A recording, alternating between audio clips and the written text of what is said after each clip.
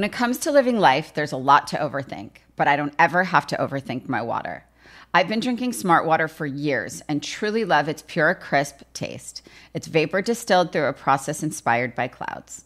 I love chic branding, and Smart Water's sleek bottle shape makes it the perfect accessory for any day bag, workout tote, or backpack. Smart Water is the smart way to hydrate no matter what you have going on in your life. Life is full of choices. Smart Water is a simple one. Visit drinksmartwater.com to learn more. Hi, everyone. Spring is almost here, and I have just the thing to help you head into the season in style. My spring box is filled with my favorite fashion and beauty items, all curated to make you feel polished and put together. There's a chic bag, chain link jewelry, soothing skincare, and so much more. Altogether, this collection of products is valued at over $600. But when you sign up for an annual membership by February 13th, you'll pay just $3.99 for an entire year. You'll start with my spring box, then receive new curations in summer, fall. Don't wait. Sign up now at Curator.com. That's CURATEUR.com.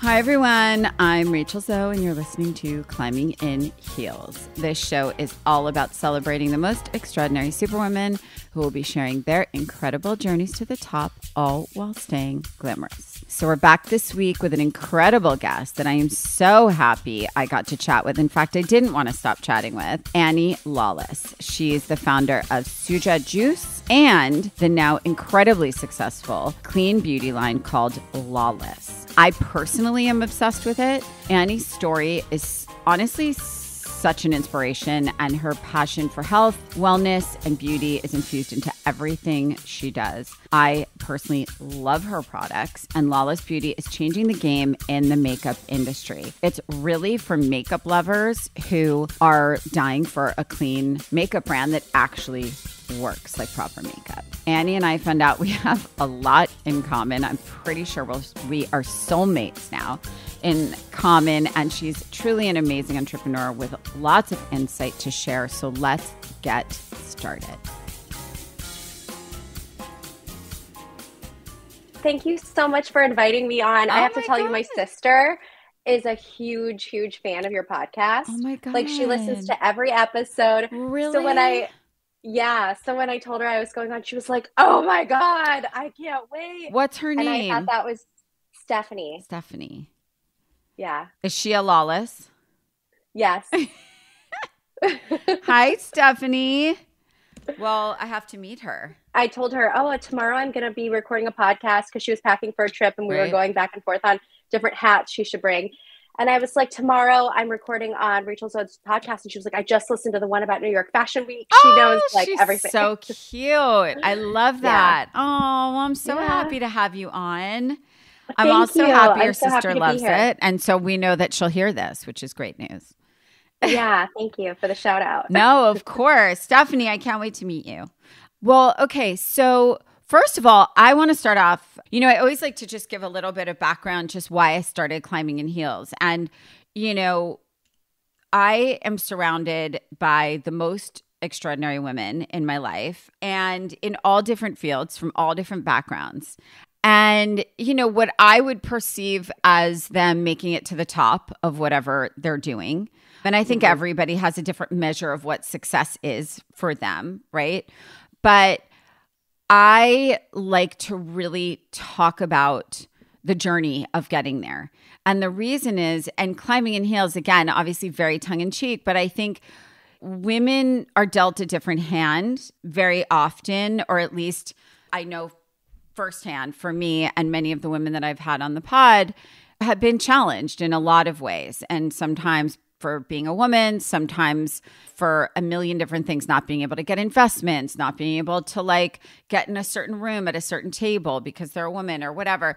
But at the end of the day, for me, I wanted to take my personal challenges in my career and sort of turn them upside down and try and have amazing women on that I can help lift up and advocate for and really understand how they got there in whatever field that they're in. And I think everybody's story is different. And I think for you, I actually found out about you through loving your product. And that's like an honest truth. And it's really funny because some people say to me, like, how do you even know the difference? You get sent 10,000 products a week and you could open a Sephora and like whatever. But great product stands out. And funny enough, like I just get favorites and I notice.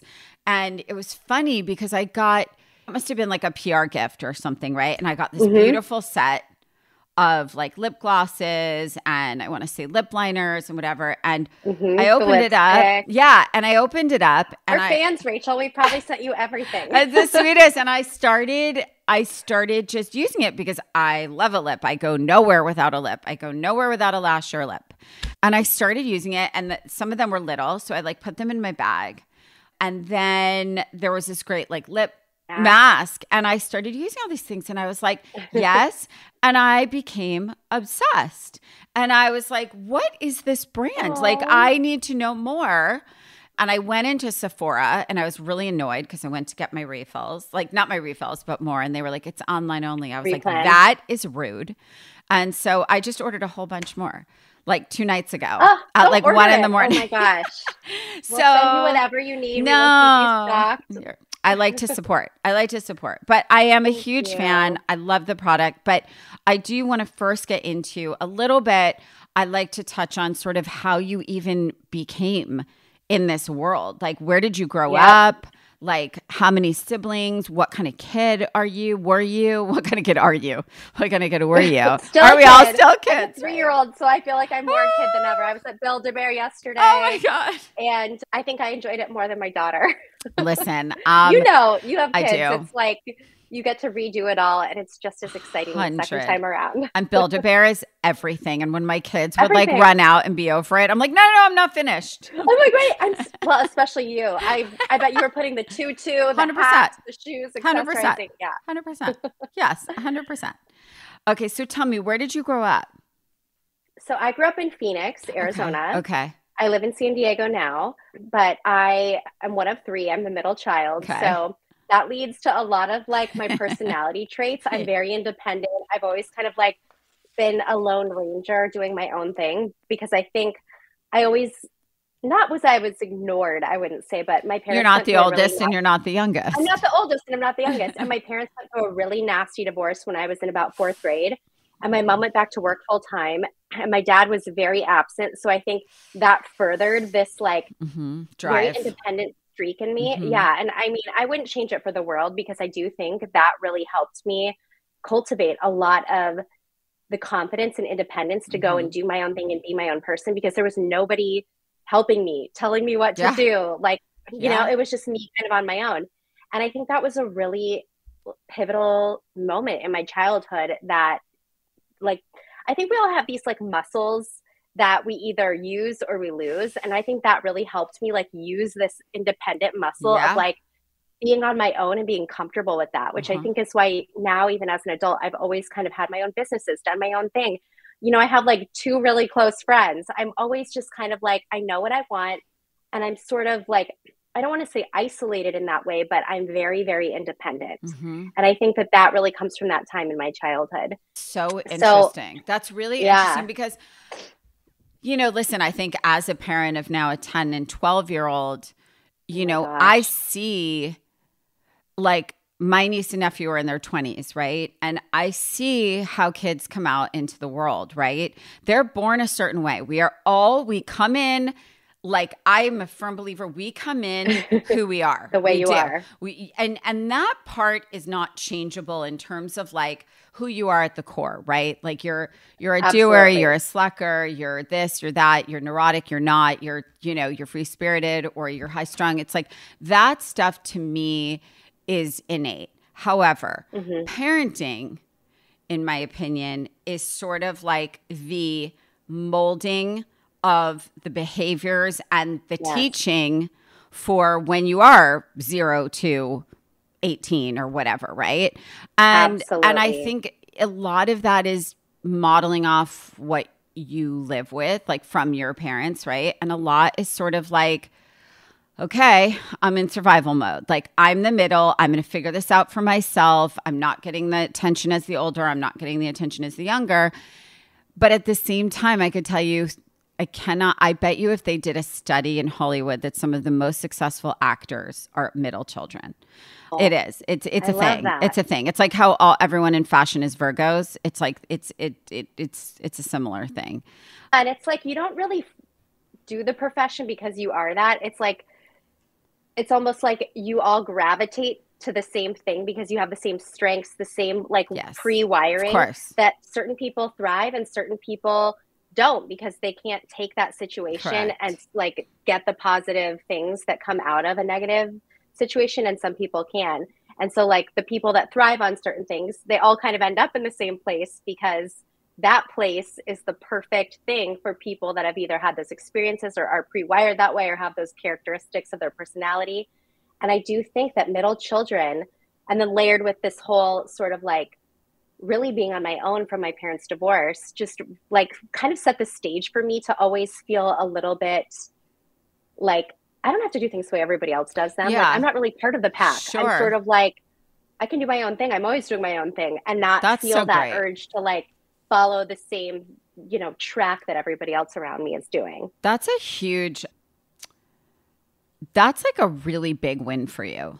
Like, meaning I think what you're talking about is something that typically from what I've seen doesn't come until much later, like sometimes into your like 30s, because you know, your 20s is all about like fear and like saying yes to everything and like, who am I in this world? What is my purpose? What is my mission? Like all these things. And I feel like for you to sort of have that intention and that life skill and that sort of confidence that young is pretty incredible. And, you know, I do want to touch on, so you grew up in Arizona and then you went to school there as well? Yep, I went to all-girls private Catholic high school, which was very regimented and structured, and I hated that. I'm like, I'm so sorry. Yeah. What would I have done without boys in high school? After I graduated from my Catholic high school, I went to Arizona State, and I got my bachelor's in philosophy with a certificate in ethics. So I really thought I wanted to be a lawyer. My dad's an attorney, or was an attorney, and I always thought, this idea of helping people and like right and wrong and understanding what makes people do the things that they do. And, you know, there were so many things that fascinated me about what I thought law would be that made me want to kind of set the stage for that. And then when I got to law school, which is why I moved to San Diego. So I graduated. I did not take a year off. So I went straight into law school, which was probably a mistake.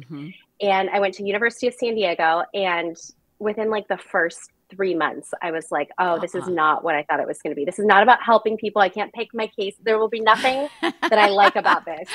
I'm going to be like someone's research bitch for, you know, a good amount of years. So it's like an Elle Woods type thing. Yeah. And I was like, oh, this isn't what I thought. And so I decided to drop out. And it was just at this moment where I knew, okay, when you spend this much time, it's like being a doctor, lawyer. You go to school for a certain thing, you know, you're going to kind of like be in that thing. It's not like I was going to graduate and be like, oh, okay, so I still don't know what's next. Like, I knew when they're going to commit the time, the money, the energy. Once I graduate, take the bar, like I'm going to be a little stuck. Yeah.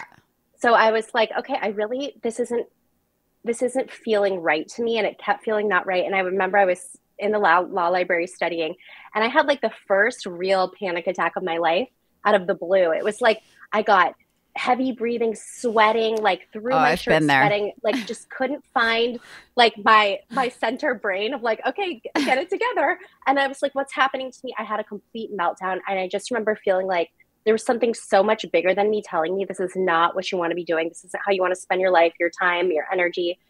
So I walked straight over to my guidance counselor's office and I said, I just want the papers. I want to withdraw. And I remember she was like, give it 24 hours. I'll give you all this stuff. We can talk about different ways that you can maybe take a leave or whatever so that you're not scrapping all of your grades and you can always come back and whatever. And I was like, no, I know. So within 24 hours, I had completely withdrawn. And I remember my dad was paying for my apartment in San Diego. And the deal was as long as I was in school, I wouldn't be working, right? And he would pay for my apartment. So I was like, I just need a little bit of time to like figure out what I'm going to do before I break the news, because I need this place to live to just get my bearings for a minute. Sure. Like this was a big decision, and now I like have to scramble and figure out what's next.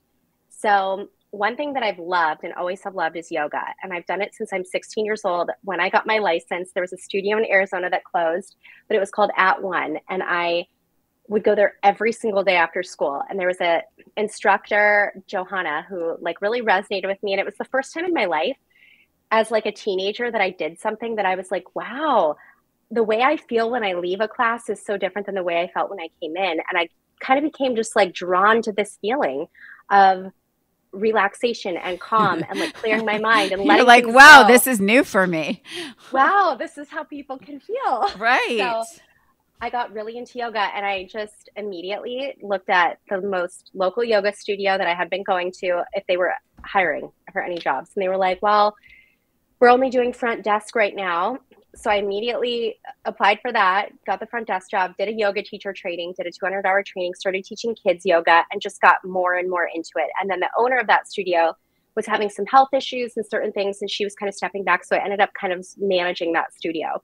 And then as that kept going, throughout all of this, I had been juicing. And I've been juicing my whole pretty much college and high school time, because growing up, I had horrible eczema all over my body, like my face, my arms. I was on steroid creams forever.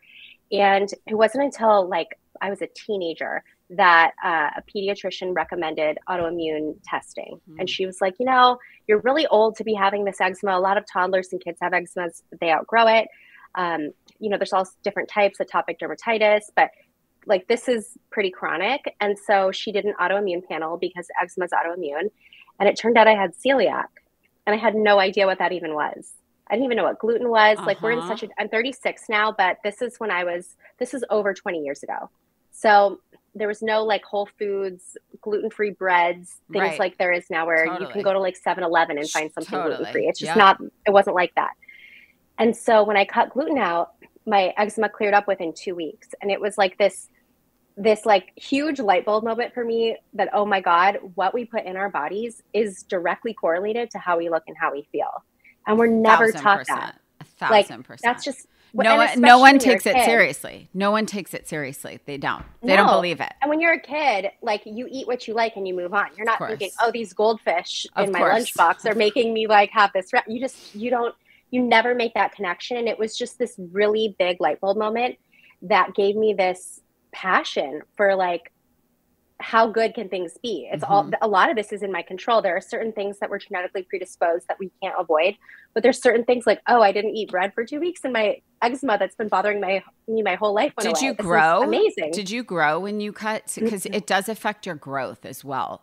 Like if you have celiacs as a kid, a lot of kids that aren't growing, they end up finding out that they have celiacs because, as you know, celiacs takes the gluten blocks the absorption into your intestine of important things. So my husband always says this because I am a size 10 shoe and I have like freakishly long like arms and fingers, but I'm only 5'4". And my husband is like, you should be. And my sister's like 5'9". Okay, do you want to die? My feet are a 10. I'm 5. Really? I'm 5'4". I have crazy long fingers and huge feet. I've never, literally Mary, who's sitting next to me, my producer, has been with me for 11 years. The biggest joke about me is the size of my foot and my hands and the fact that my body never grew to what, you know, it's absolutely insane.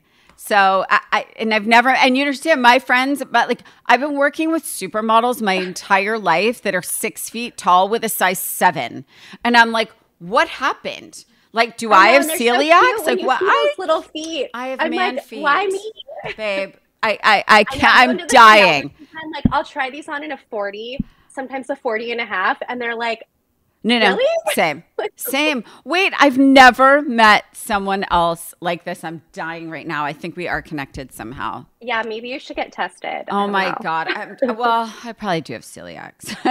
I probably do. I mean, there's so many question marks. I don't know if that's correlated, but there's just so many things about our bodies that we don't realize. And the really sick thing is, if I had never been tested, I had been so used to it at that point. I would probably still, as an adult, just be applying my steroid creams and like accepting that this is something I'm born with. If I hadn't really had that opportunity to figure out what it was and see it go away from one simple change. Yep. And so throughout that time, as somebody that was completely uneducated on nutrition, I started reading a lot of books on gluten-free things. And at this time, there was nothing really to read except old school stuff. Yeah. And there was this guy, Dr. Norman Walker, who created the world's first cold press, the Norwalk press. Mm-hmm. And he created it in I think it was the 60s. And it's this big clunky metal machine with all these parts. And I bought that exact machine. I was so obsessed with, I was brainwashed. I read the books and I was like, the benefits of this style of juicing retain so many more of the nutrients, and it really helps people that he was the first guy that really pioneered this idea that juicing can get nutrition easily to people that have had these chronic degenerative intestinal diseases. Yeah. And so I thought, okay, I've gone all these years not absorbing so many things I didn't realize. I probably have malabsorption of many different nutrients. I probably have damaged gut lining, all of these things that I was reading about. So I bought this juicer. I got obsessed with juicing. So I'm working at to bring all this to the same kind of place where it was really the turning point for me in my first business and the creation of it, is I'm working at the yoga studio after I drop out of law school, and I'm drinking a green juice. I'm standing at the desk checking people into class, and I have it in this little mason jar glass bottle that I made from my house, and I would pour the juice in it and take it to class. So this guy skates up, and we had a glass door. He skates up on a longboard, and he's carrying a green juice. So he comes to check into class, and he's like, "Where'd you get that?" And I was like, "Oh, I make it at home. I have this thing called a Norwalk press." And he's like, "Oh, no way. I have a Norwalk press. That's how I make my juice." And it was we just clicked. And it turns out he was an organic raw food chef. He had this whole background in health and wellness. And we had so many shared interests and synergies. So we end up dating, but we also started making, it was like a juice romance. I love But we started making juice for everyone at the studio because we would always go to classes together. And at this point I was teaching, and people were like, "Where did you get that juice? Where can I buy that juice?" And San Diego's behind LA, New York. We didn't have Liquiteria, pressed. It was Jamba Juice. That's the juice shop here. Right. This was 2012. So I mean, this was a long time ago. This is by the way, this is when my friends created Pressed. I know the founders of Pressed. This is when this was all just getting started. Yep. And it was a really big deal that it was cold pressed. It was a huge thing. I used to love being in LA because I would always go to Pressed. Yeah. It was such a novelty to be able to get this style of cold pressed juice. Yep. And so we just started making it every Sunday. We would text everyone in the studio. It became this little local thing where we would text everybody, so "This is the produce available." We would make the juice, deliver it. And that was kind of the beginning of Suja at the time, which was my first business. And so we did this local home delivery. It grew and grew and grew. And finally we were kind of tapped out. We couldn't take any customers. I was the one delivering. We would make it in our apartment and house at the time. And it took off. How much were you charging? How much were you charging per juice? Because they're expensive. We were charging, I think it was $8 a bottle. Yeah. And we would literally buy these big, not pallets, but these big cases of coconut water from Whole Foods. Right. Transfer the coconut water to other things, sterilize the glass bottles, use those as our delivery bottles, write with a Sharpie on the cap the names of the juice. That is the cutest. At this time, we didn't even have wholesale accounts. I would go to Whole Foods, buy all the produce, load it up in our car. It was a complete rogue mission. I love it. The FDA would not approve this operation. It was totally home done. But after a while, really started gaining traction. And so a couple of guys approached us whose wives had been buying the juice, were totally obsessed with it. We're like, "My hair is growing, my skin is better," all these things. They wanted to invest, and we hadn't even thought about that. You were like, "What on earth?" For fun. Yeah. And they were like, "We really want to help scale your business. We should get a commercial space, commercial juicer, get some people to do deliveries, all of these things." And so we did, and we took the investment, and that was sort of the beginning of this little local national home And how delivery much was service. the investment? Can I ask? Was it $100,000 or was it I don't even remember. It was something like that. Right. I mean, it wasn't much. It wasn't $1 million. It was small. No. Yeah. It was small early days. Yeah. And I remember I invested $12K or something. Right. We were like, "Let's do it." And within just a few months, so we started doing it nationally. So we set up a website, which I used MindBody, the yoga software, because that was what I knew from working at the yoga studio. I just like did all of the retail side of it where they would like sell yoga mats and stuff. I would put the juices on there. And that was like our back end system. It was wild. And so we would ship the juice with ice packs, and we started doing this kind of like delivery system. And then within just a few months, Whole Foods reached out and they were just starting this local initiative. And I'm sure for all of you Whole Foods shoppers listening, you've seen some of the products that have that sign that says local with the picture of the people that make the product and how many miles away it is in different markets. And so they were just kind of starting that and trying to find these little local niche brands doing cool things in that pocket of demographic and geography. So they were like, hey, we've heard a lot about your brand. We'd love to launch you in the Southern Pacific region. And so that was like the beginning. And then a lot happened between then, but we got more and more investment. We launched in Costco, Target, and then it took off. And that was unbelievable. Were you just like, pinch me? Was your dad losing his mind? You know, he was sort of, but I think that also at the time, nobody realized really how big it was. Like I sensed there was almost like still a disappointment from my parents that like I wasn't doing a traditional thing. And you know, more than anyone, because you've built from the ground up, like totally non-traditionally. And it's like people are happy for you when you've made it, but when you're in it and you're kind of still building and it hasn't all like come together in this way that you can talk about it and be proud and like you've had this big sale or this big like moment where it's all like, you know, people are still really skeptical. I think it's like their way of being comfortable with seeing you like grow. And it's easy to cheer for the winner. Absolutely. Exactly. Right. And so I think there was still this like, you know, skepticism. What do you, yeah, exactly. But then and once you like, comes back to that independent thing that you have to stick to. It's like, I know in my gut what I'm doing and I trust it. And I believe that this is all, like, I feel really happy about this. I'm passionate. I'm doing something I love. And if it didn't work out, I'd be just as happy because I love what I'm doing every day. Right. And I think just like sticking to that, like inner voice and like canceling out the noise is really like a big thing that most entrepreneurs are going to have to get comfortable doing. Because to your point, people will cheer for you when you win, but there's a lot that happens to get to that place of a win. Yeah. I mean, I would say that what you're talking about is your actual biggest gift that you have, truthfully. Like, because I think that's, you know, I think I've had amazing women on the pod, and I think without question, one of the common threads is that sort of like, you know, those moments of like fear of failure, those moments of like, this won't work, this moment of like, I'm not good enough to pull this off or whatever. And then like when it happens, you're like, okay, now I've won once and now I know that I can do something else, right? Like sometimes it takes a win to know that you can win, if that makes sense. But it sounds like you've sort of been this driver of yourself, which is really impressive because, you know, I think generationally speaking, you know, I speak to a lot of my peers and I think, you know, it's very hard today with the lack of ambition. It's very rare that I see people like you, young, I should say. Thank you. It is. As I'm getting older and older, I like cling to that. Well, I think, listen, I think that it's a larger question. It's a macro question. It's a macro issue, I should say, which is like part of like not being held accountable for anything because you don't have to show up anywhere. And I think, you know, I think people not having to go to school because parents aren't really pushing that as much anymore, like succeeding at 19 and then letting them just grow up without going to school. And listen, I'm not judging. I don't think you have to go to school to like be successful in any way. I just think there's a lack of accountability in this generation that I think is getting worse and worse instead of better and better.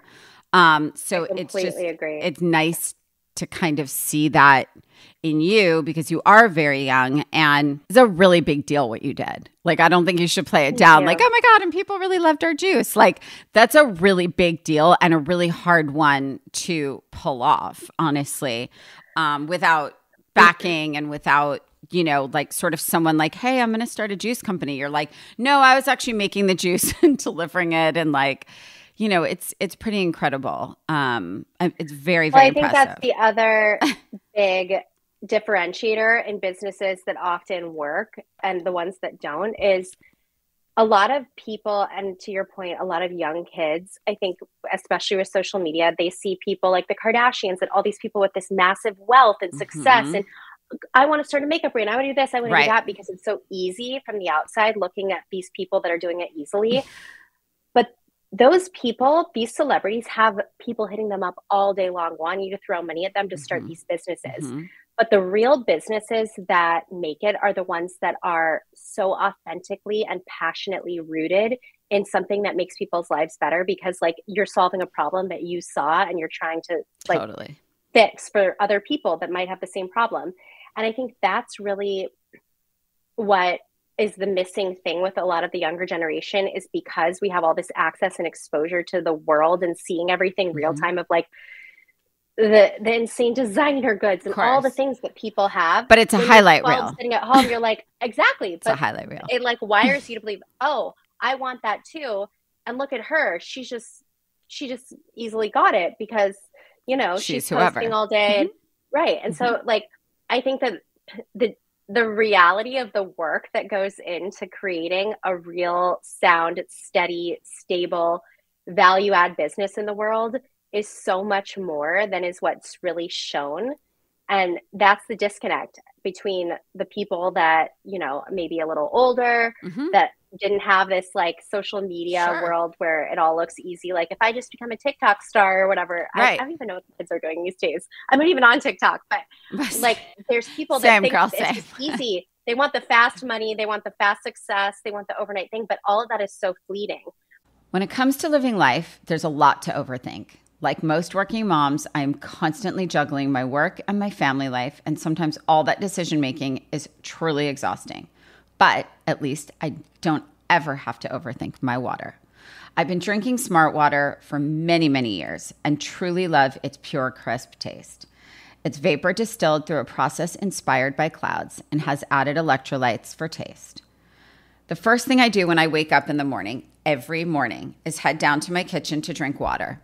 Hydrating with Smart Water is my favorite way to start the day, and making that simple choice is such a refreshing change of pace from the whirlwind of my life. Starting my day by focusing on myself and my health is so important to me. I'm always a lover of chic branding and packaging, and Smart Water's sleek bottle shape makes it the perfect accessory for any day bag, workout tote, or backpack. I absolutely love how the rounded bottle fits perfectly into my kids' side pockets for school or camp. Smart Water even looks chic displayed on any counter or vanity in my house. As most moms know, it can be tricky to get kids to drink enough water, but my boys absolutely love the taste of Smart Water, and the sports cap is great for their very, very active days. Smart Water is the smart way to hydrate no matter what you have going on in your life. Life is full of choices. Smart Water is a simple one. Visit drinksmartwater.com to learn more. My dad works in B2B marketing, but I never really knew what that meant. Then one day my dad came by my school for career day and told everyone in my class he was a big MQL man. Then he just kept saying things like, the more MQLs, the better, over and over. My friends still laugh at me to this day. I think it means marketing qualified lead. One thing's for sure, I'll be known as the MQL man's kid for the rest of my days. Why couldn't you just be a fireman or a lawyer? Why? You ruined my life, Dad. Not everyone gets B2B, but LinkedIn has the people who do. And with ads on LinkedIn, you'll be able to reach people based on job title, industry, likelihood to buy, and more. Start converting your B2B audience into high-quality leads today. We'll even give you a $100 credit on your next ad campaign. Go to linkedin.com/customer to claim your credit. That's linkedin.com/customer. Terms and conditions apply. LinkedIn, the place to be, to be. AI might be the most important new computer technology ever. It's storming every industry, and literally billions of dollars are being invested. So, buckle up. The problem is that AI needs a lot of speed and processing power. So how do you compete without costs spiraling out of control? It's time to upgrade to the next generation of the cloud, Oracle Cloud Infrastructure, or OCI. OCI is a single platform for your infrastructure, database, application development, and AI needs. OCI has 4 to 8 times the bandwidth of other clouds, offers one consistent price instead of variable regional pricing, and of course, nobody does data better than Oracle. So now you can train your AI models at twice the speed and less than half the cost of other clouds. If you want to do more and spend less, like Uber, 8x8, and Databricks Mosaic, take a free test drive of OCI at oracle.com/strategic. That's oracle.com/strategic. oracle.com/strategic. When it comes to living life, there's a lot to overthink. Like most working moms, I am constantly juggling my work and my family life, and sometimes all that decision making is truly exhausting. But at least I don't ever have to overthink my water. I've been drinking Smart Water for many, many years and truly love its pure, crisp taste. It's vapor distilled through a process inspired by clouds and has added electrolytes for taste. The first thing I do when I wake up in the morning, every morning, is head down to my kitchen to drink water. Hydrating with Smart Water is my favorite way to start the day, and making that simple choice is such a refreshing change of pace from the whirlwind of my life. Starting my day by focusing on myself and my health is so important to me. I'm always a lover of chic branding and packaging, and Smart Water's sleek bottle shape makes it the perfect accessory for any day bag, workout tote, or backpack. I absolutely love how the rounded bottle fits perfectly into my kids' side pockets for school or camp. Smart Water even looks chic displayed on any counter or vanity in my house. As most moms know, it can be tricky to get kids to drink enough water, but my boys absolutely love the taste of Smart Water, and the sports cup is great for their very, very active days. Smart Water is the smart way to hydrate no matter what you have going on in your life. Life is full of choices. Smart Water is a simple one. Visit drinksmartwater.com to learn more. When it comes to living life, there's a lot to overthink. Like most working moms, I am constantly juggling my work and my family life, and sometimes all that decision making is truly exhausting. But at least I don't ever have to overthink my water. I've been drinking Smart Water for many, many years and truly love its pure, crisp taste. It's vapor distilled through a process inspired by clouds and has added electrolytes for taste. The first thing I do when I wake up in the morning, every morning, is head down to my kitchen to drink water. Hydrating with Smart Water is my favorite way to start the day, and making that simple choice is such a refreshing change of pace from the whirlwind of my life.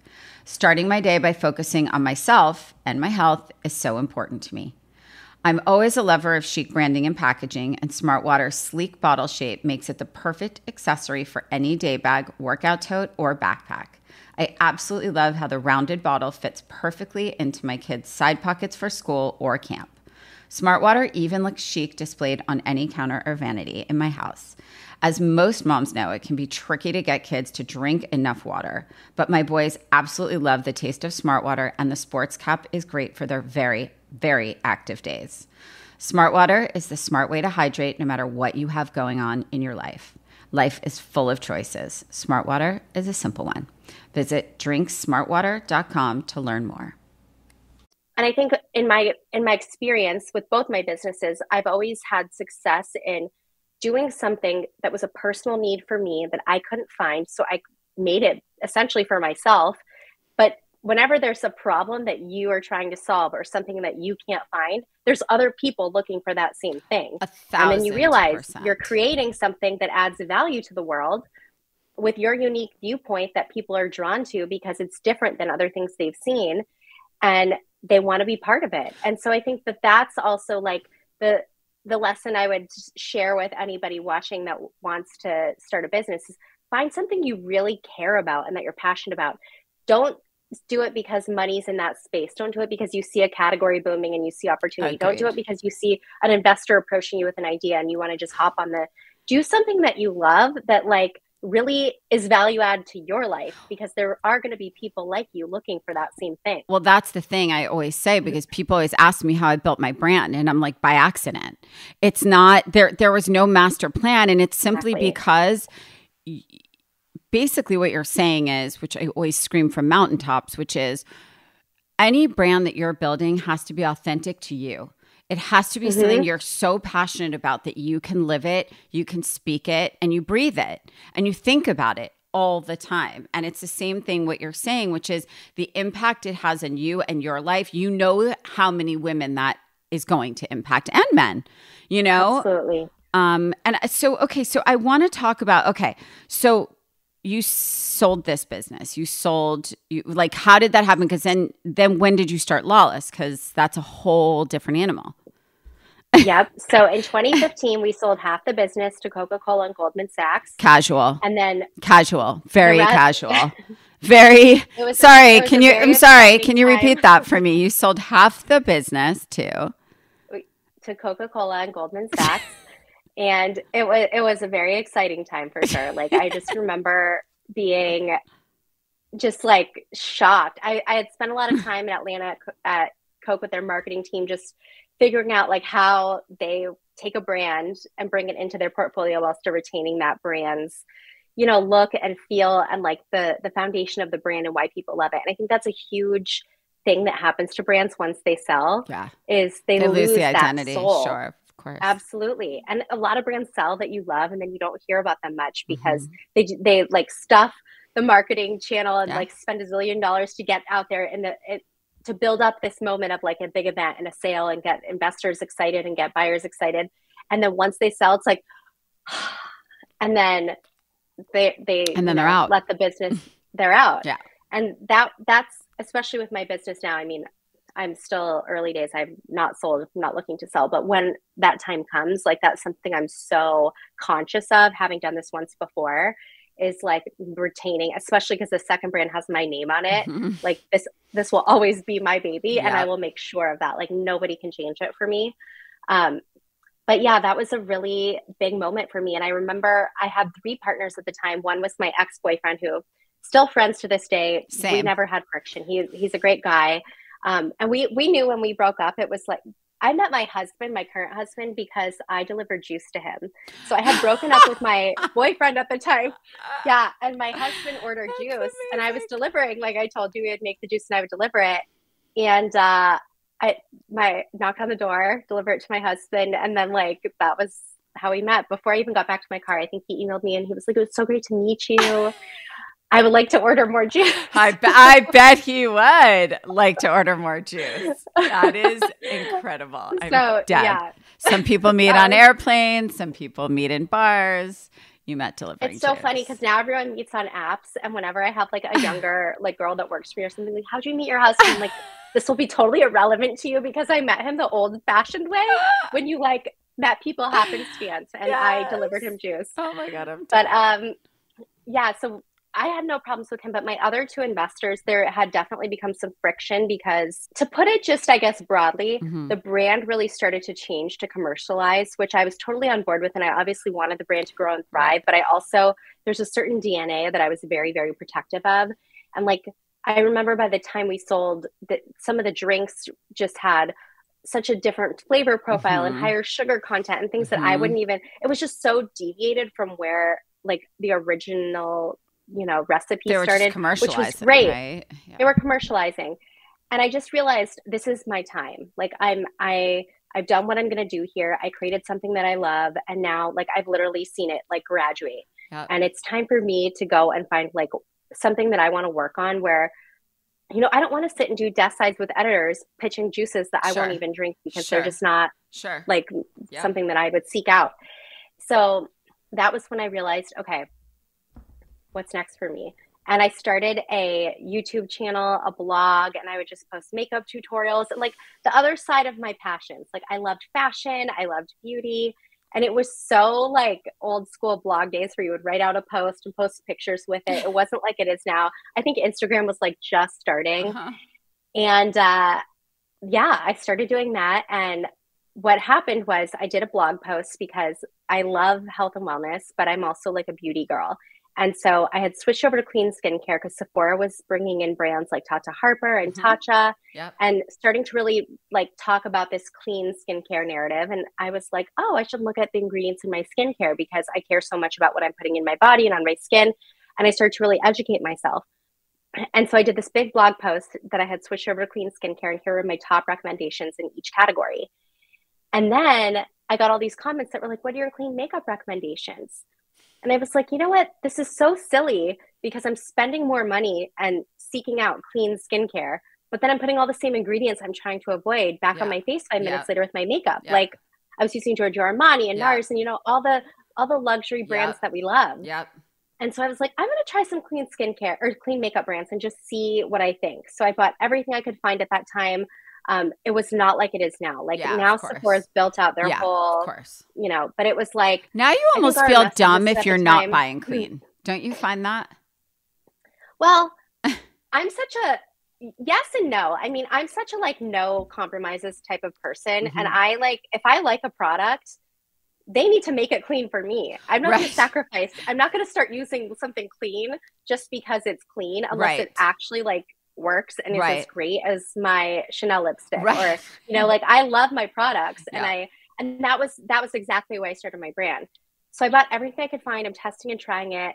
And as someone that was like doing YouTube makeup tutorials and like full glam, and I'm just like you, I don't leave the house. I'm not going to the mailbox. I'm not taking my trash out without like a full, I just don't want to be seen. No. So don't even want to see myself. Okay. Yeah. I don't either. Like, hold on. Let me do my makeup. Okay. Hi. Good morning to me. Yeah. So I was like, clean makeup is for the clean makeup aesthetic, which is not my aesthetic. There's definitely like this elitist clean makeup vibe that almost like makes fun of people that wear a lot of makeup. It's like tinted moisturizers and kind of like is like this natural beauty vibe. And it's just not who I am. It's not who I'm ever going to be. And I've accepted that. So I realized there's no clean makeup out there speaking to the person like me that just wants a great makeup brand that is clean, not that rides on clean first. Clean just needs to be like that actually is proper makeup that stays on, that proper covers what we want covered, but it's clean. Yes, I hear you. I want that old school like MAC lip gloss consistency. I don't want the like, you know, lip oil that's smearing all over my face that give me no color. That's just not who I am. I want the full coverage. I want all those things. I'm starting to think we're separated at birth. I'm starting to feel very connected right now. Yes. I mean, there was a makeup artist that I had. There's this makeup artist that was going to do me for an event. And a friend of mine sent me her, who she does. And I'm looking and I go, see, those are friends of mine and I love them, but they wear concealer and chapstick. This is not going to work for me. Like I can't, this is not going to, this vibe's not going to work for me now. No, like if you showed me a makeup artist that does like drag makeup, I'd be like, bing, bing, bing, that's me. Same. Like I need the makeup. Same. You don't need it though. I'm looking at you. You don't, but I'm here for it. But I'm here for it. But you know, we all have our identities in the way that we present to the world that makes us feel the most like ourselves and like us. Yeah. And I've always just been someone, I love a smoky eye. I love a full coverage foundation. I love these things. And so I realized, okay, if I can't find clean makeup out there for a true makeup girl like me, there have to be so many other women out there that are looking for the same thing. And that's the reason they don't buy clean makeup because I won't buy clean makeup. Right. And as somebody that has even 3 years ago, I was diagnosed with Crohn's. Like I have multiple autoimmune issues that have, it's just I don't know if I just have a genetic predisposition. It is genetic. I just have autoimmune issues. Yeah. So I do look at ingredients. I'm conscious of what I consume, but I don't let that rule my life because I still want to be me. And so I wanted to create a makeup brand for me that was makeup that I actually want to wear, that I love as a makeup girl, but also doesn't have endocrine disruptors, talc, you know, all of these things that even in eyeshadows, there's like aluminums and the shimmers, like a lot of these things that we don't even realize. And then when you look at it, you're like, oh, I really don't want to consume that. But I will because there's nothing better out there that gives me this like effect on the eye or this, you know, whatever it is that you're buying. So I was like, okay, this is my next project. And I'm someone that can't sit still. So after we sold the business, I think I took like 8 months and I was traveling and blogging. I was like, I gotta do something. Like I'm ready for the next phase. So I just started Googling local manufacturers and I went up to LA and was just finding little boutiques and trying to find clean makeup formulators. And that was kind of how I started. And it's so good. And did you start it first with lip, or is that just what I saw first? So it was because if I remember, it was focused only on lip, because I remember opening this beautiful box and it had like an array. Video? It was a video and it was all these glosses with, I want to say like liners and a lip mask. And I was like, this is amazing because I'm such a lip person, because thankfully, one of the things my mother gave me was my lips, like when I was born. Because people are always like, who does your lips? I'm like, my mother. Like, I'll show you a picture of me when I was 10 years old. Like, same. You know. I love the look of lip filler on other people, but the idea of having a needle in that thin lip skin, makes me, I can't do it. That's why I created Forget the Filler. I love it. Our hero franchise. It's such a good product. And then, so I felt for that. And then I started to use so much more of it. And I was like, oh, okay. So it's like a full collection. So how many years in are you now? So I started it in 2017. And the thing I started it with was just liquid lipsticks. It was 8 shades of a liquid lipstick. And I had seen the Kylie lip kits blow up that summer prior. And I was like, if these lip kits are like going viral and they're a matte, full coverage, like liquid lip product that's super pigmented, that's what I want to launch first, to show that clean can be sexy and sizzly and like doing something that is of the moment right now, and full coverage, long wearing. So my first product was 8 liquid lipsticks. This was October of 2017. And then by December of 2017, I got an email from Sephora, and they were like, hey, we are launching a clean seal, which is the green check you see now, in June of 2018. And we're looking for like indie clean brands that we can bring on now and incubate. And I was like, yay. I mean, I didn't even have an office. I was doing this out of my house. It was me, not a single employee, except like my husband, who would help me like with tech stuff. So I was like, okay, but I'm really, really, really small. So I went to San Francisco to meet with them in December, and they were like, we'll just do a .com launch. We'll do the liquid lipsticks. So I did that in March of 2018, launched on .com. Then when the clean seal hit and they did this big promotion of their clean brands, we kind of like took off. And then I launched foundation, eyeshadow palettes. And then that following year, March of 2019, I launched in-store with my own one-bay gondola. And at this point, the first 2 years, I did not have a single employee, no office, nothing. I mean, I don't even know how I did that looking back, because it was so like just bootstrapped. But that's Sephora really held my hand. Wow. Yeah, it was the best.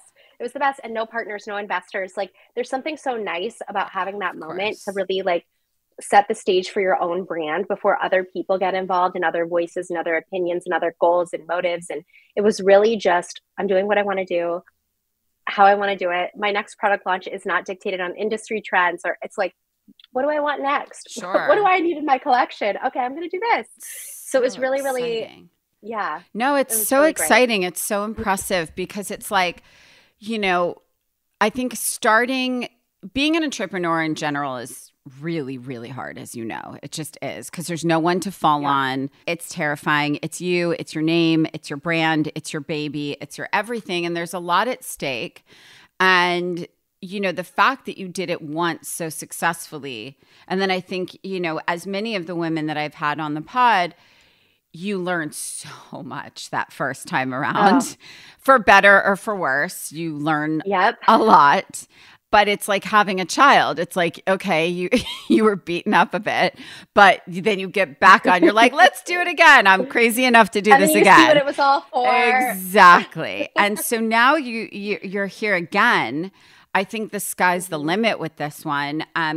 Truthfully, like I said, I think the dream, I know for me as someone who's built a brand and businesses and whatever, when someone finds you organically, like finds you and falls in love with whatever it is that you're doing, which, I've found in conversation with Lawless is sort of like people just genuinely love it.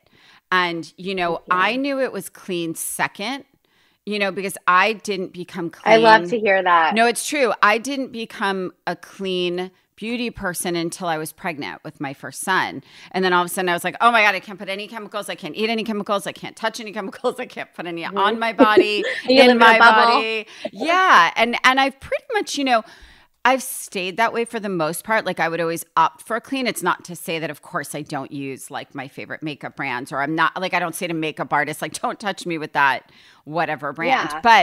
But militant. Buying, you want to buy what does not have the 10 things that you don't want on your skin or in your body, right? 100%. But I'm obsessed too with, I do want to talk about the lip liners because I love it. And I'm obsessed with, and I don't know if you know this. I don't know if this is like, what do they call it? The runaway hit or the sleeper hit? The sleeper hit. The brow pencil. It's so Thank good. you. I'm obsessed too. Wait, I have it in every bag. Me too. Yeah. The brow pencil. So that shape, I created that oval shape because I always have a hard time. Like anytime they're really, really micro, it's like takes like painstakingly sitting there. But then if they're one of those harsh like triangle angles, it's so severe. Mm-hmm. And I have like really, really thick brows. Mm-hmm. So I like when I fill them in, they can look crazy. Mm-hmm. So I like the little like oval because I like to go over this top part and just kind of like do that little soft edge and then just kind of draw and fill in. But it's so interesting because there's so many little sleeper products that I think it's like the thing about being in the clean category is I think a lot of people that aren't looking the for expectations makeup, like they don't even go look because they're like, oh, I'm not a clean makeup girl. Like that's not for me. Right. I'm like, no, come see it. You'll love it because it's really not for the clean consumer. It's for everybody. But the lip was really like our first hero. So our franchise, Forget the Filler, I have the glosses here. It was the pandemic. I was pregnant with my daughter. And I remember we got this skincare ingredient from a skincare lab and it was called Maxi Lip. And I was like, this is so interesting because I read the clinicals that they had done. And a lot of people don't understand the difference between clinicals and consumer perception surveys. Clinicals are hundreds of thousands of dollars. They're done in a lab by scientists measured with an instrument, where consumer perception is like a test group. Right. We say, did you like this gloss? Did it make your lips feel good? Like that type of thing. Right. So this ingredient had clinicals on it, and it had been shown to increase lip volume by 40%, increase lip collagen synthesis by 351% in vitro. And I was like, what? Because as you age, all of your collagen starts to break down and it doesn't produce as much. So you're like, okay, what can I do to stop that? Yep. And when I just read all these clinicals, the hydration, I was really, really compelled. And so we had them send us it in a gloss format, like put it into a gloss. And I'm that old school. I love that thick MAC lip gloss. Like if I drink out of a straw, it's still going to be on at the end of lunch kind of thing. I don't want the thin, like, so we had them kind of create the ingredient in a gloss that we briefed that we really wanted. And we did the testing on the finished product, and it was all the statistics were the same, but more on hydration even because we have hydrating ingredients in the gloss. So we were like, okay, we're going to launch this. We'll do one clear shade. It'll be called Rosy Outlook. It's just going to be like a clear pink, and we'll just see how it does. We've never done a plumper. Are people still into plumpers? We don't know.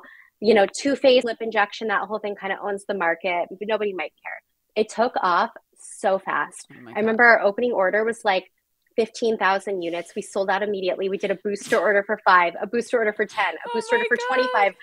And then we started ordering like hundreds of thousands. And we were like, okay, this is our first hero. So we did shade extensions. And so our lip liners are part of that. I have them here. The lip liners I always keep a little dish of all the shades I'm wearing so that like anytime I'm like talking to someone like you, I keep them in every bag. I love it. So my gripe about a lot of lip liners, like my OG old fave was MAC, but they get so skippy on me. And I don't know if it's like a waxiness, but they get like that dry balled up thing. So we put a silk like ester in these so that they're velvety. They're velvety. That's why I like them. That way, if you want to fill your whole lip in, like, when you're like in a pinch or you're like, if I'm going to the gym and I don't want to look like I'm wearing a lip gloss or a lipstick, I'll take pink sand and just like fill it in. 100. Because it's like kind of your lips but better. You don't really know what you're wearing. It's babe, I use your liners as full lip coverage all the time. Okay, and then I'll put a little clear on it. And then I'll put like a little dab of clear over it. Internally on our team, we even have these in chubbies so we can wear them as lipsticks. I should release them. Yeah, you should. We have chubbies. Yeah, you guys would. I'll get you some of these. Please. But it's just a different formula than I've ever had, and I feel like that's the first thing to plumping your lips. It's the optical illusion overline. Just go right outside your lip line, not too much like on your skin, just right outside the lip line to like curl it up a little bit. Yep. Then your lipstick, then your plumping gloss. And you don't need to get lip filler anymore. It's amazing.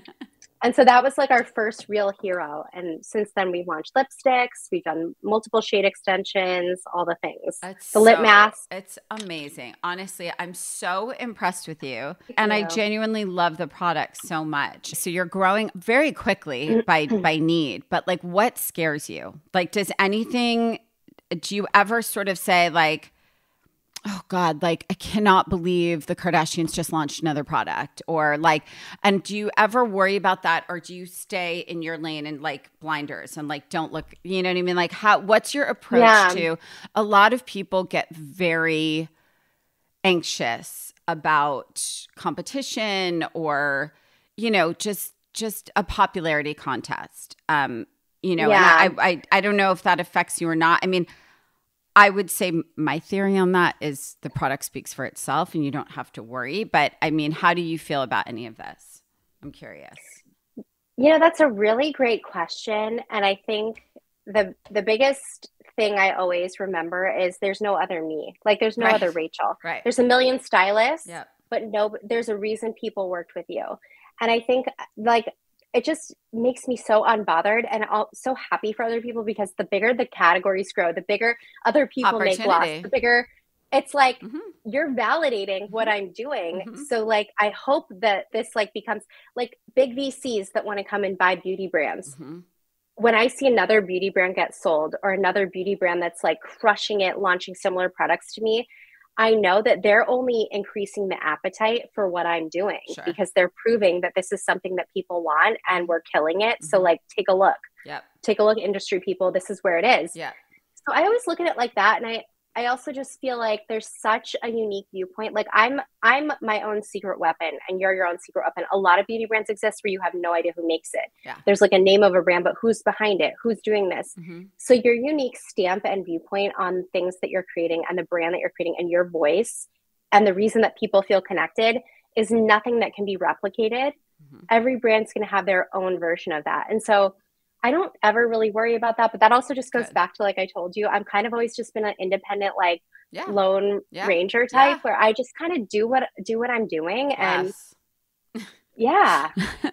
I mean, I want to be happy and love what I'm doing every day. And if that works, great. But if it doesn't, I'm still happy because I'm doing something that I really love. And I'm lucky that I had a previous business work out. A lot of people need their thing to work, but you know, I value my happiness over like, you know, superficial success as well. And I have to create stuff I love. Also, it's like, what is your measure of success, right? Because I think everyone's bar is different, right? Like what their idea of success is very different.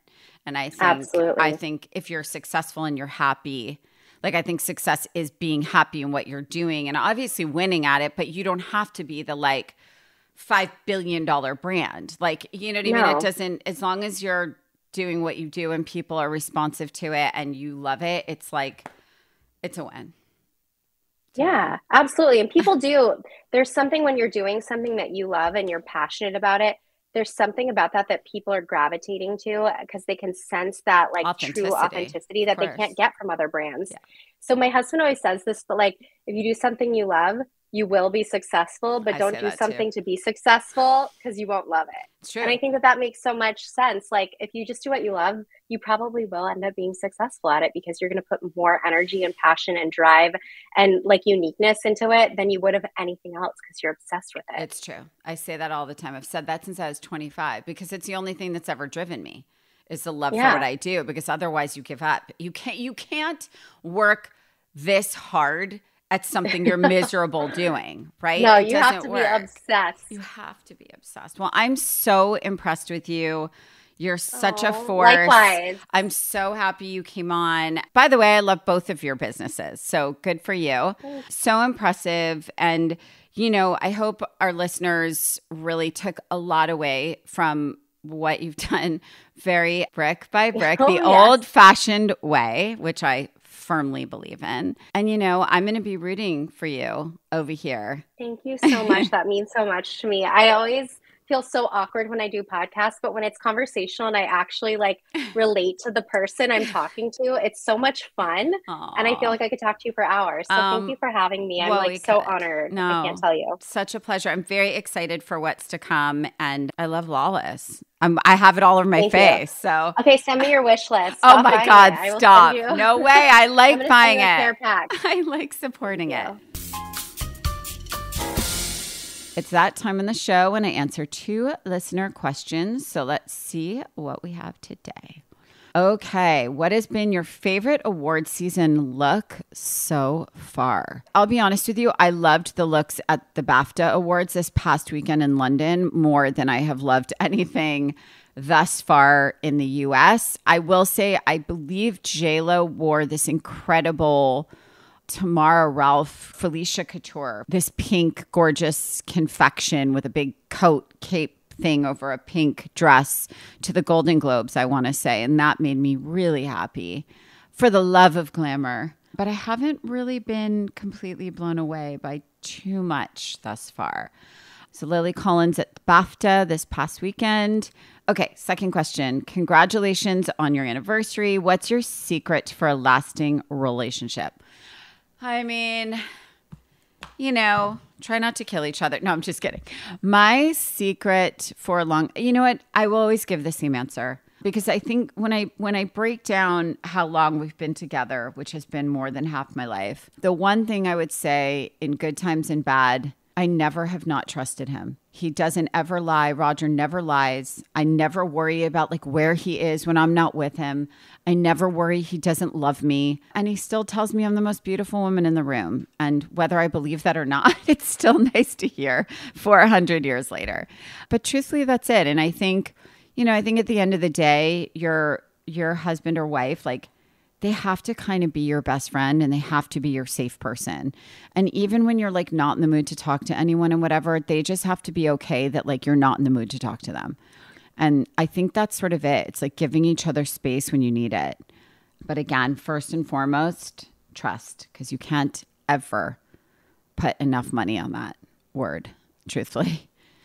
Okay, don't forget to submit your questions for next week's episode. All you have to do is DM us your questions to @ClimbingInHeelsPod on Instagram, and I might just answer your question.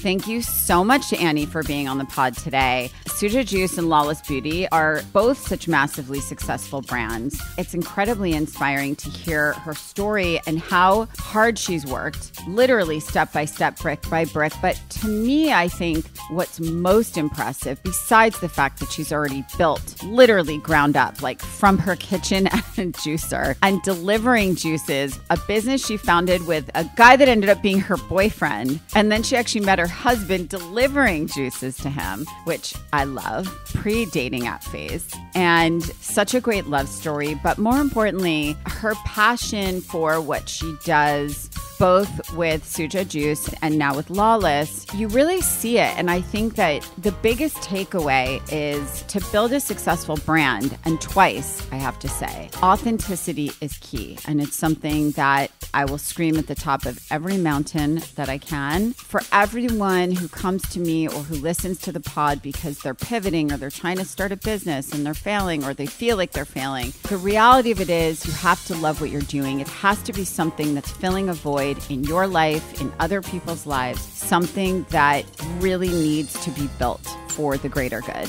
And whether that's makeup, whether it's juice, whether it's paper, it doesn't matter. Find your passion and just work really hard at it, and do it the old school way, which is just work really hard and stay focused. Focus on you. And if other people are succeeding around you with bigger names and more awareness, as Annie said, that's good for you. That makes you look even better because it means what you're doing is right and needed. Don't forget to rate a review wherever you get your podcasts. I love reading them. And while you're at it, follow me on @RachelZo and @ClimbingInHeelsPod on Instagram for more updates on upcoming guests, episodes, and all things Curator. I will see you next week.